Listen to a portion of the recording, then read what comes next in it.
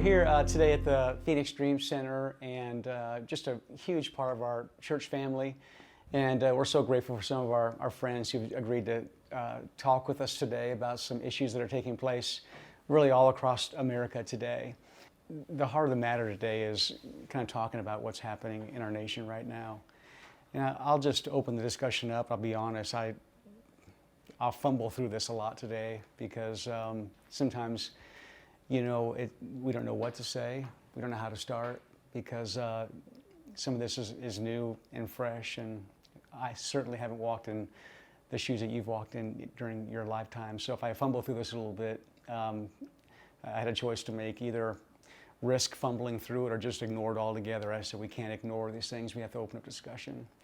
So I would just like to know, when you look around at what's happening right now in America, starting with last Monday when this whole thing was triggered by this white police officer putting his knee in the neck of a African-American man, taking his life, killing him. And the result, followed this past week. How do you feel right now? What are some of the thoughts that are going on in your mind and the feelings in your heart? I think initially when I first watched the video, I want to say it happened on Monday, and I've probably seen the video maybe by Wednesday or something like that. And I think immediately just really put a violence in my heart, like a anger, like I couldn't believe that this was taking place. I couldn't believe that was happening. And, and that's immediately what I realized that I was feeling. Mm-hmm. When I look back, though, I realized that it was really pain. I had a lot of pain in my heart because, I had about three good years of rebellion in my life. And in that time, I just remember being in Arizona. I've had an altercation with police officers. And, I remember a particular one and it was completely not, it definitely got to where the police was very rough with me, but I encouraged it. It was my behavior. And I remember being body slammed to the ground and even his foot being pressed into my back. Mm-hmm. And I remember just being like, okay, I'm sorry. Like, okay, mm-hmm.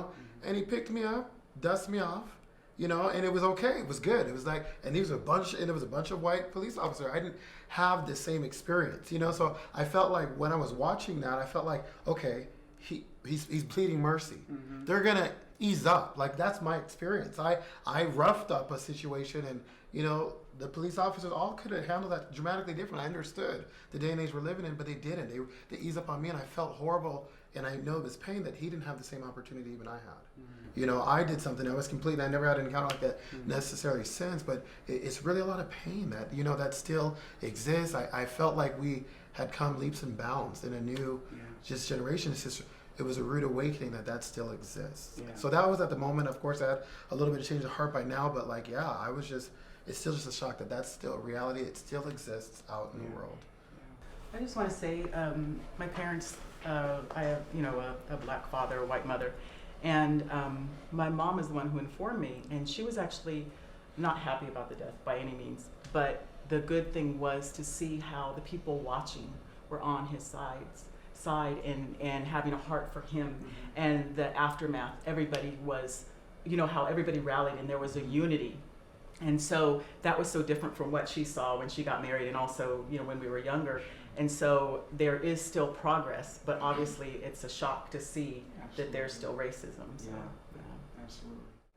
Honestly, as a father, when I saw it, I called my son, we talked well, because I always taught him, especially after the Trayvon scenario, I always taught him, if you have any, because he's a young kid, in the hip hop world.